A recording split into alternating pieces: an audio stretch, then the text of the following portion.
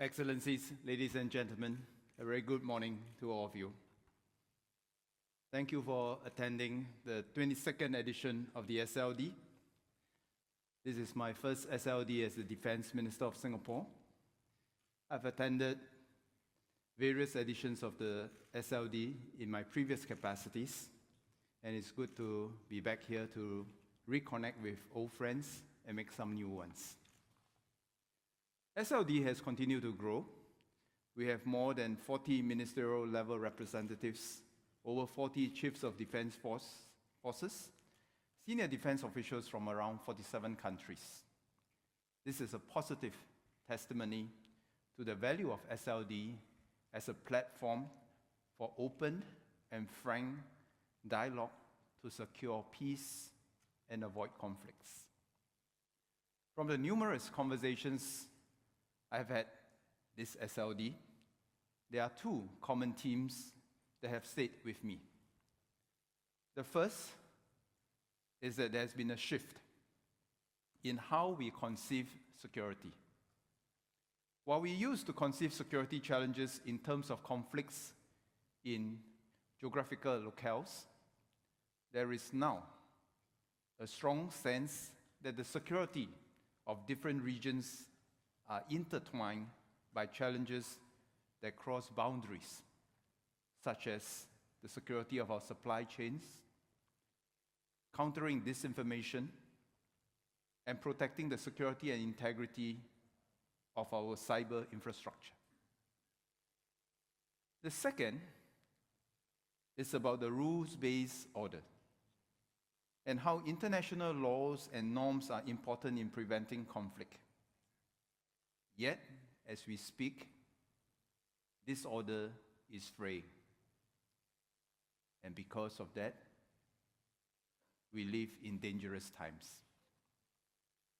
Listening to the views of our esteemed speakers over the last few days, I would like to share three observations. First, going alone is not the answer to insecurity. Throughout history, heightened insecurity has often driven empires and nations of the past to try to mitigate risks by reducing their dependence on others. Prioritizing one's security is not wrong. Everyone does that. However, this quest must be pursued alongside a firm commitment to international laws and norms, which set the rules of what is acceptable state behavior. If there is no trust that countries will act in accordance to these rules, then the quest for one's security could easily lead to greater insecurity in others. We would then fall into a vicious spiral where attempts to overcome one's insecurity begets greater insecurity. My security first should not become my security only. Otherwise, we all fall victim of the prisoner's dilemma, where the pursuit of self-interest leads to less ideal outcomes, both individually and collectively. This applies not only to the military domain, but to all forms of security. Economic insecurities mirror military insecurities. Malaysian Prime Minister Datuk Sri Anwar Ibrahim made a similar point yesterday. When trade falters, the consequences ripple far beyond any one region. Economic insecurity, be it widening domestic inequalities, inability to secure one's economic lifelines, or to achieve economic growth through fair economic competition, can all combine to heighten the risks of military conflict. History has numerous examples of countries and empires pursuing aggressive expansionism to secure trade routes and economic resources as a response to domestic economic insecurity. We live in an increasingly dangerous world now, Not unlike almost a century ago, where economic insecurities during the Great Depression led to beggar thy neighbor policies, which historians would argue contributed to the expansionist and irredentist foreign policies that eventually culminated in World War II. Competition and cooperation are not mutually exclusive. The greater the competition, be it in the security or economic domains, the more we need guardrails to ensure that competition does not descend into conflict.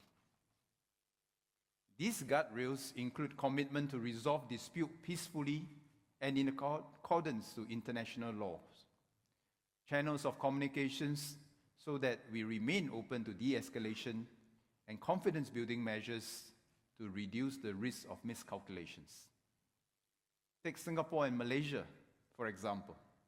In 2003, Malaysia initiated international arbitration under UNCLOS against Singapore over disagreements about our reclamation works. Both sides respected the International Tribunal for the Law of the Sea's direction to conduct a joint study of the impact of the reclamation works.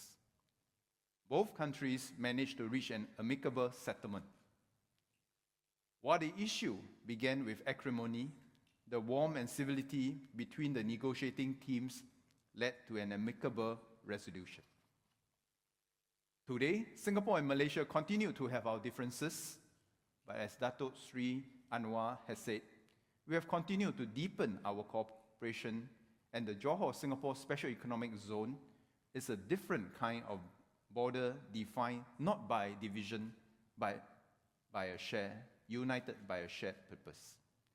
It is in our common interest, therefore, to ensure that these guardrails remain relevant to all and build new guardrails to manage emerging security challenges. Next, international cooperation starts with domestic confidence. US Secretary of Defense Pete Hegseth said that credible deterrence starts at home. For Singapore, we recognize that capability development is a long-term endeavor that transcends political cycles, and we must have the confidence and the determination to stay the course in our investment in our defense capabilities. But international cooperation and effective diplomacy must also start with domestic confidence. And this is the point. International cooperation starts with domestic confidence. Externalizing one's domestic issues cannot be the solution to one's domestic challenges. On the other hand, domestic cohesion, policy coherence, and leadership continuity enable countries to build credibility, and it is easier to work and negotiate with a credible partner. A secure government with the strong support of its people will have the leadership confidence to sustain strategic partnerships to address common security challenges, reach mutually beneficial agreements to resolve disagreements peacefully, and play an active and constructive role in shaping and upholding the rules of our global order. And one can say the converse is also true. Hence, domestic security and external security must be mutually reinforcing. One cannot happen without the other. Political and military leaders must arrest the instinct or temptation to go it alone when they feel insecure. Only then can we avoid conflict and keep the peace. My third and final point is that all states have agency and responsibilities. I'm glad that French President Emmanuel Macron spoke about strategic autonomy and sovereignty. In a fragmenting global security and economic order, it is tempting for small states, including many of us in Southeast Asia, to ask whether agency is possible, and if we must choose a side. The strategic context for us in the region is as such.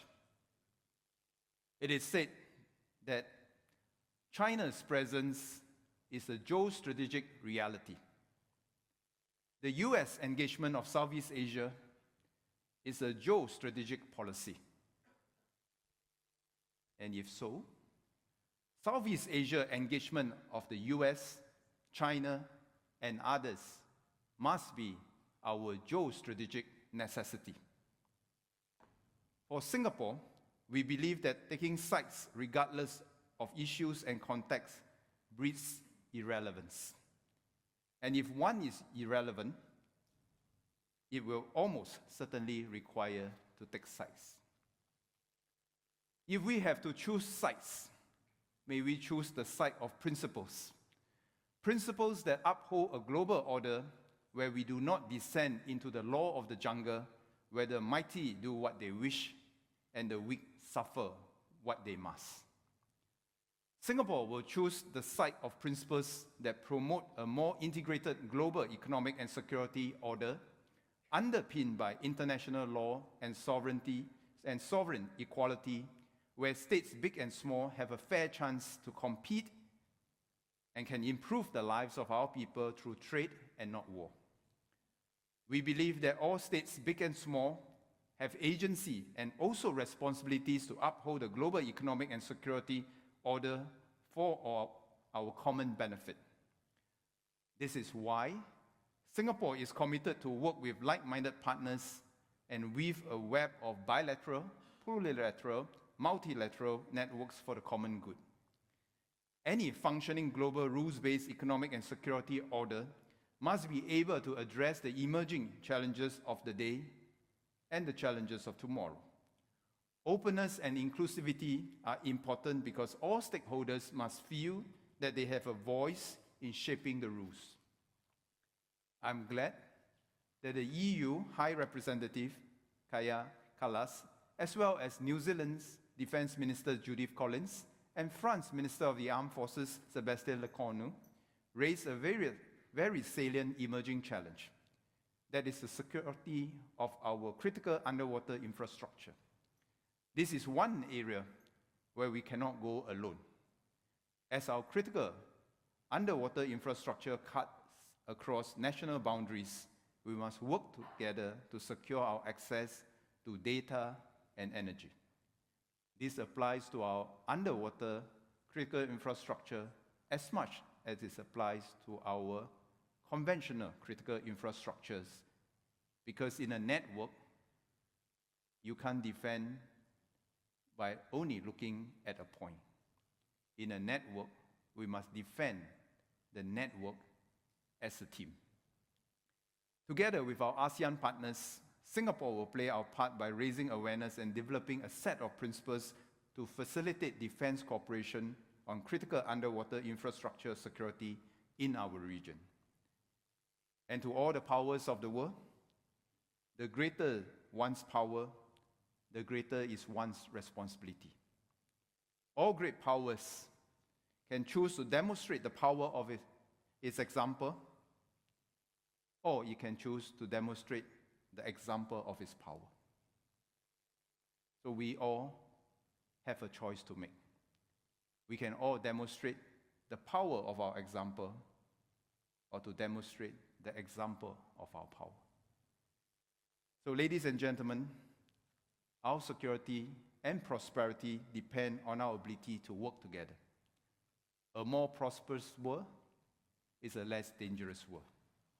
To get to a more prosperous world, we all need to work together, not just on the military security front, but also on the economic security front. And Singapore will continue to actively contribute towards upholding the rules-based order, and the SLD is one way we play our part. Your contributions here are important in making our world a safer place for everyone. And before I end, let me take this opportunity to thank all the people who have worked tirelessly behind the scenes, the ISS, the staff of Shangri-La Hotel, the security forces, and also our media friends who have amplified our voices for peace. Because of your hard work, we are able to pursue our quest for peace. I wish everyone a safe journey home, and we look forward to seeing you again next year. Thank you very much.